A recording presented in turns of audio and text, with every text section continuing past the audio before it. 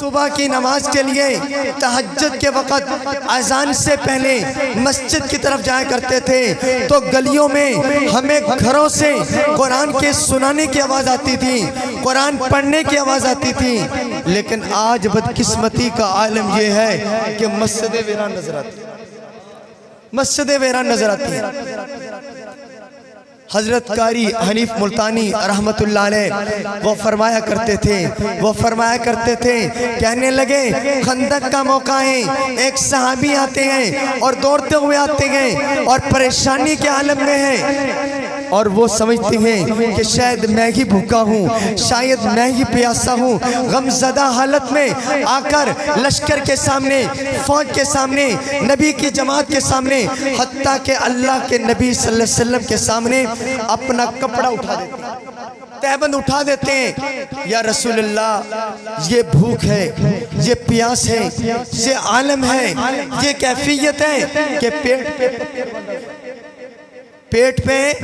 پتھر باندھا ہوا ہے۔ جب اس صحابی نے سارے صحابہ کے سامنے، لشکر اور فوج کے سامنے،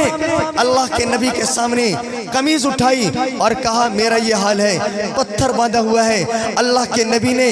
جواب نہیں دیا، کسی صحابی نے جواب نہیں دیا، اللہ کے نبی بولے نہیں، بول کر جواب نہیں دیا،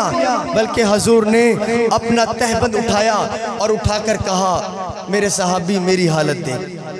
اور کیا تھا؟ صحابی کے پیٹ پہ ایک پتھر تھا اور صحابہ کے امام اور صحابہ کے مقتدا اور صحابہ کرام کے نبی، صحابہ کے پیر، صحابہ کے مرشد، ان کے پیٹ پر 2 پتھر تھے۔ جب صحابہ نے 2 پتھر دیکھے کہ آقا کے پیٹ پر 2 پتھر ہیں، صحابہ کرام کو پتہ نہیں تھا، ان کی آنکھوں سے آنسو جاری ہو گئے کہ ہمارے نبی کا یہ حال ہے، اتنی قربانی ہے۔ قاری حنیف ملتانی رحمت اللہ علیہ یہاں فرمانے لگے، کہنے لگے وہ پتھر تھے، نبی نے وہاں پھر بھی رب کا قرآن پڑھ کے سنایا۔ نبی کے پیٹ پہ 2 پتھر تھے، پھر بھی نبی نے قرآن پڑھ کے سنایا اور پھر فرمانے لگے کہ تم نبی کی بات کرتے ہو، پیغمبر کی بات کرتے ہو،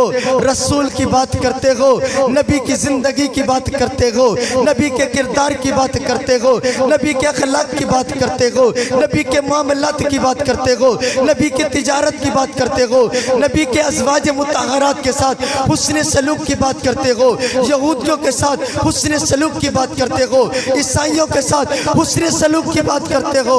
تم نبی کی وہ زندگی بھی تو بیان کرو کہ نبی نے 1 دن نہیں، 2 دن نہیں، 1 رات نہیں، 2 رات نہیں، 4 رات نہیں، 6 نہیں، 8 نہیں، 10 دن نہیں، نبی نے 15 دن درختوں کے پتے کھا کر امت کو قرآن سکھایا ہے۔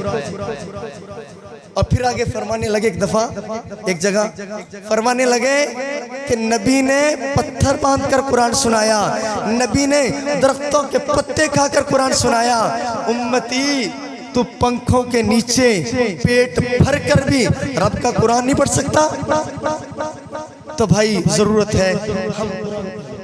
قرآن گھروں میں کھولیں، رواج بنائیں، صبح یہی کام کریں، پہلے اپنے بڑوں کے لیے اصالِ ثواب کرتا ہوں۔ ہر بچہ ہر بچی کو پابند بنائیں، ناشتہ بعد میں ہوگا، تلاوت پہلے ہوگی۔ اللہ تعالیٰ دین کی سمجھ نصیب فرمائے۔ اب آپ کے سامنے بلال